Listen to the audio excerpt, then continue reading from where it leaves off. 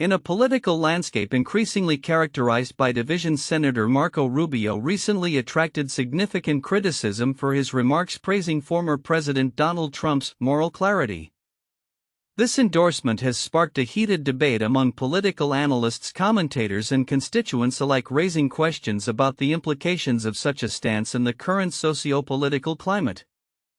Rubio's comments made during a recent public appearance highlighted his belief that Trump exhibited a clear moral framework in handling national and international issues. In times of uncertainty, moral clarity is essential, Rubio stated, positioning Trump's approach as a guiding principle for American leadership. However, this assertion has drawn sharp rebukes, with critics arguing that it undermines democratic values and prioritizes political expediency over ethical governance. Political analysts are weighing in on the potential ramifications of Rubio's comments. Praising Trump's moral clarity in today's context is not just controversial, it risks alienating a significant portion of the electorate that values integrity and accountability in leadership, said Dr. Elaine Foster, a political science expert at George Washington University.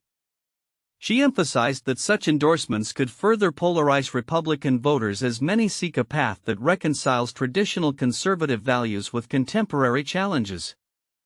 The backlash against Rubio is also a reflection of broader frustrations within the Republican Party. As it grapples with its identity in the post-Trump era, many party members are critical of leaders who appear to cling to the former president's controversial legacy. Rubio seems to be picking politics and populism over decency and democracy, noted an editorial from the South Florida Sun-Sentinel, encapsulating the sentiment among critics who argue that such endorsements can erode the moral fabric of the party. Interestingly, while some constituents view Rubio's remarks as a demonstration of loyalty, others see it as a betrayal of the democratic principles they hold dear. The Kitsap Sun's opinion section echoed this sentiment, questioning whether Rubio would remember the diplomatic skills that garnered him respect in the past or simply follow the herd in a politically charged environment. The implications of Rubio's comments extend beyond intra-party dynamics. As the global geopolitical landscape remains fraught with tension, America's allies are closely observing how U.S. political figures navigate these challenges. Recent reports indicate that European allies are attempting to reclaim unspent funds from USAID, a situation that underscores the complexities of international relations in a precarious political climate. The effectiveness of U.S. leadership is increasingly scrutinized, and endorsements of figures like Trump can complicate diplomatic relationships. Looking forward, the political arena is likely to witness intensified debates over moral leadership and governance. As the 2024 election approaches, candidates will need to tread carefully, balancing the legacy of Trump with the desires of a changing electorate. Rubio's remarks may serve as both a rallying cry for some and a cautionary tale for others, highlighting the critical need for clarity in a world where moral clarity is often called into question. The evolution of these discussions will undoubtedly shape the future of the Republican Party and its role on the global stage. As voters demand a return to principles that prioritize decency and democracy, in a volatile political landscape where issues of military policy and social equality collide, the recent remarks by Fox News commentator Pete Hegseth have ignited a firestorm of debate. Following a federal judge's ruling that the Pentagon must permit transgender individuals to serve openly, Hegseth responded with a provocative suggestion that the judge should be reported to military bases.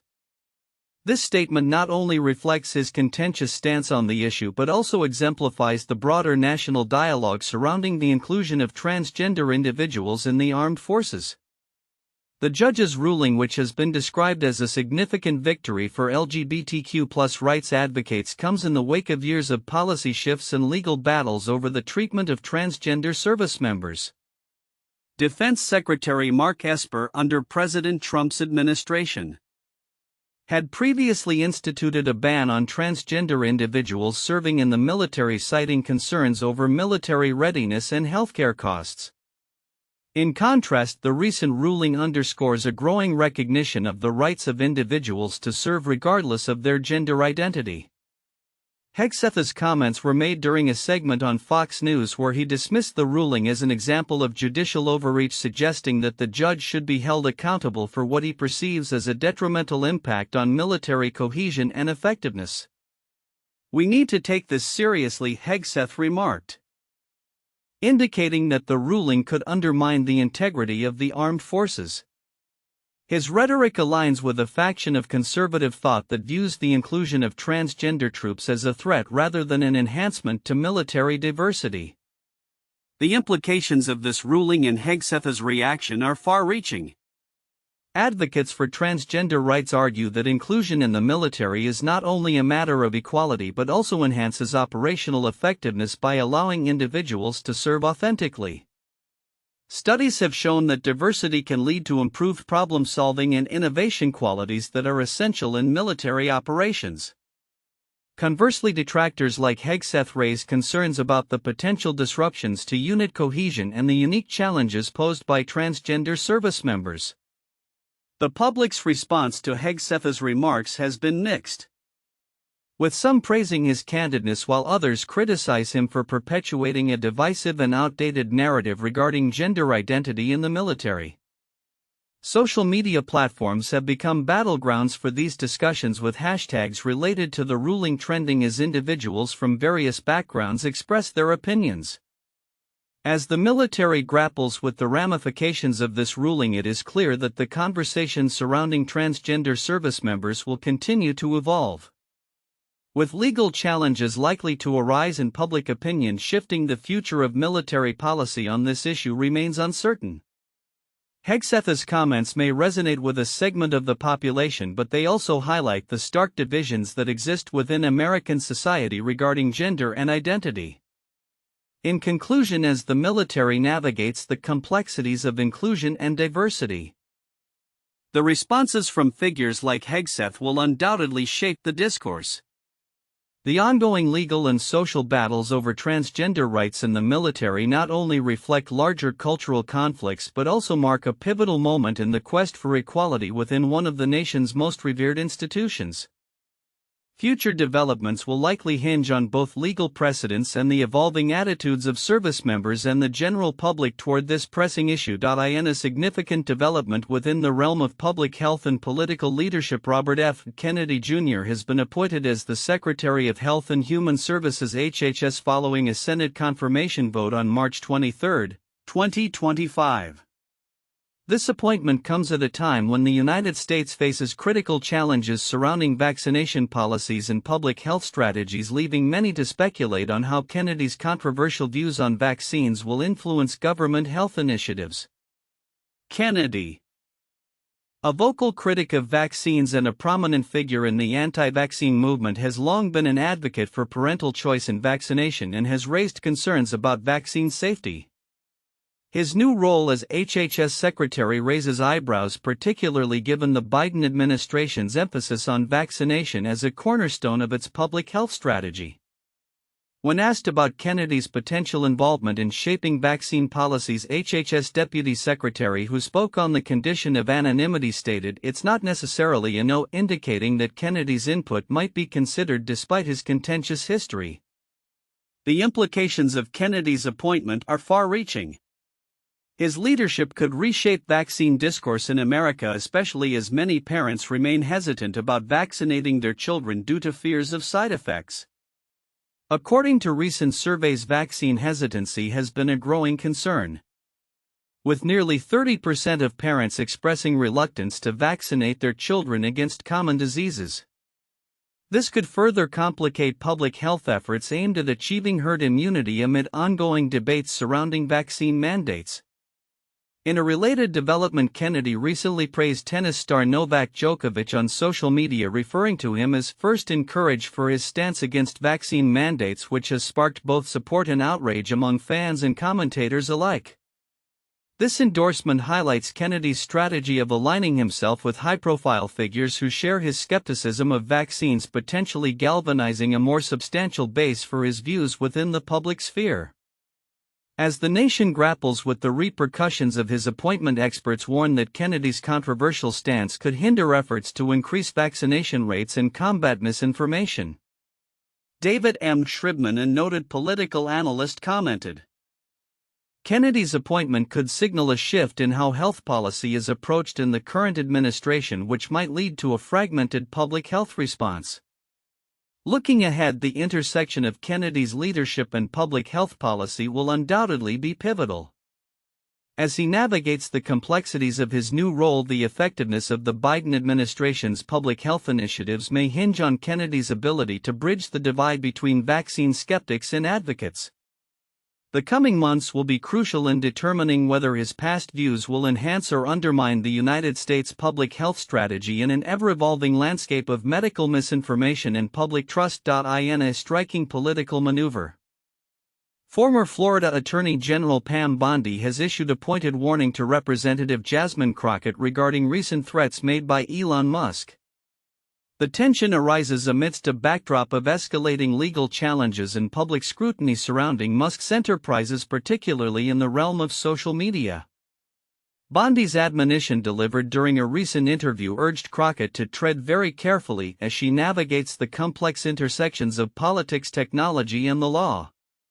The context of Bondi's remarks is rooted in Musk's controversial management style and his penchant for aggressive public statements, which have often led to legal repercussions. Musk, who has made headlines for both his innovative contributions to technology and his contentious interactions with critics, has found himself under fire from various political figures.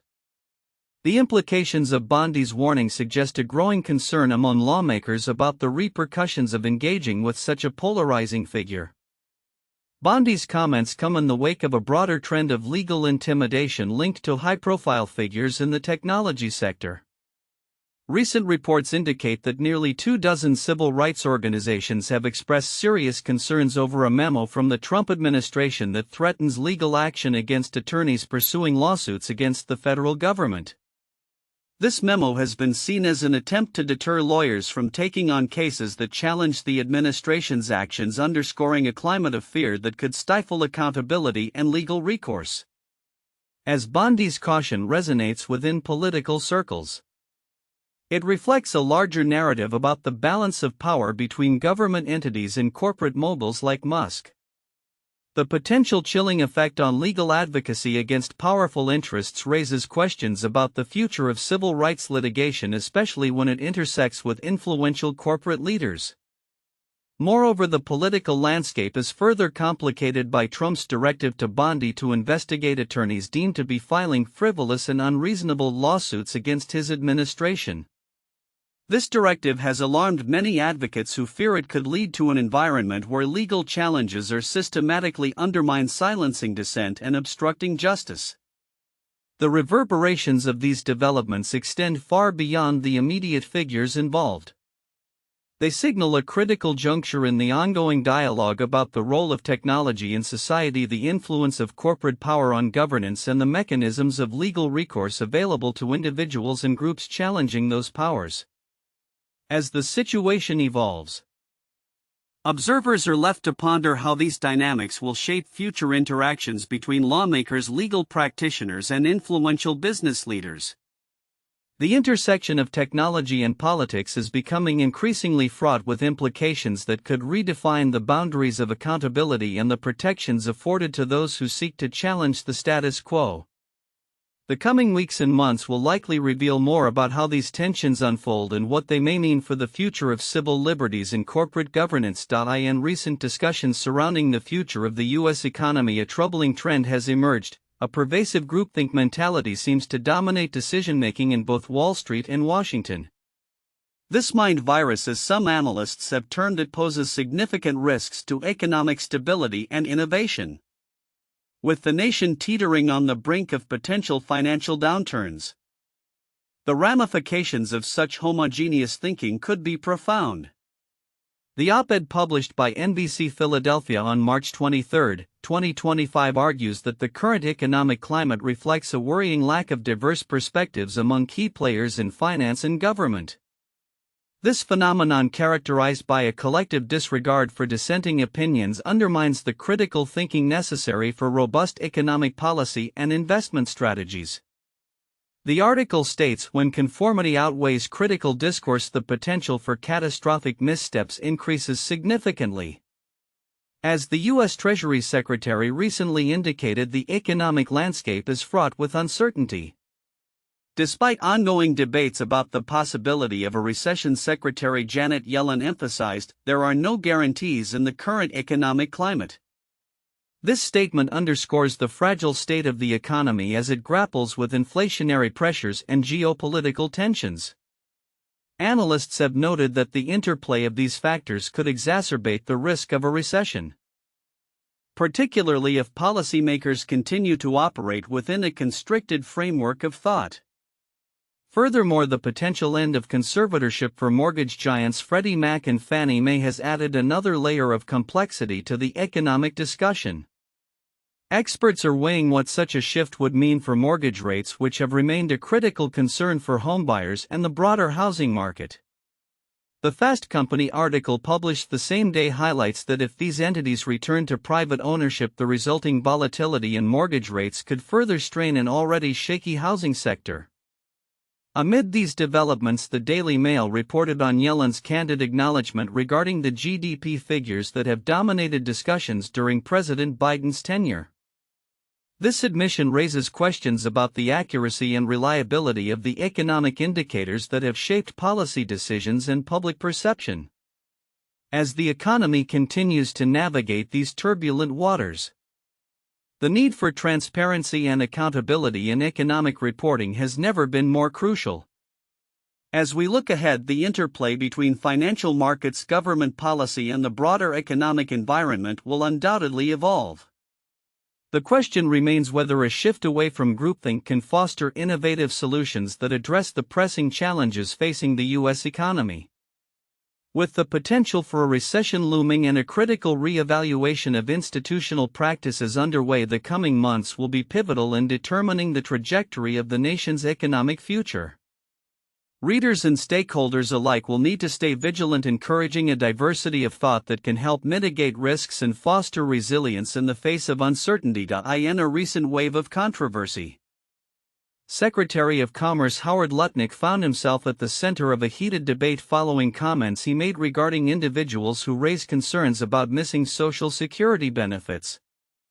During a discussion that took place on March 23, 2025, Lutnick remarked, "Fraudsters scream about missing Social Security, not honest people," a statement that has since drawn significant backlash from various groups including small business advocates and ethics officials. Lutnick's comments were made in the context of ongoing discussions about the integrity of Social Security and the measures in place to detect and combat fraud. However, the phrasing of his statement was perceived by many as dismissive of legitimate concerns from citizens who may genuinely be experiencing difficulties navigating the complexities of the Social Security system. The South Carolina Small Business Chamber responded sharply, calling Lutnick's remarks a threat to our small business economy. They emphasized that the Secretary's words could undermine trust in essential social programs which many small business owners rely on for their employees and families. The fallout from Lutnick's comments has been swift. Advocacy groups have filed complaints with ethics officials demanding a review of his statements and their implications for public trust in government. The Fulcrum reported that a formal complaint was submitted highlighting concerns that Lutnick's remarks could reflect a broader disregard for the challenges faced by everyday Americans. Critics argue that such comments not only belittle the experiences of those struggling with Social Security but also risk alienating a significant portion of the population who depend on these benefits. In addition to the political ramifications, Lutnick's comments have sparked discussions about the broader implications for Social Security policy and its perception within the business community.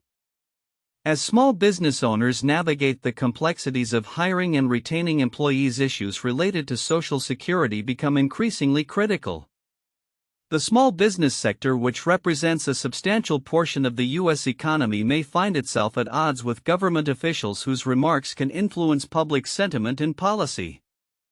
As the situation unfolds, it remains to be seen how Lutnick will address the backlash. The Secretary of Commerce has a unique platform to influence economic policy and public perceptions about social safety nets.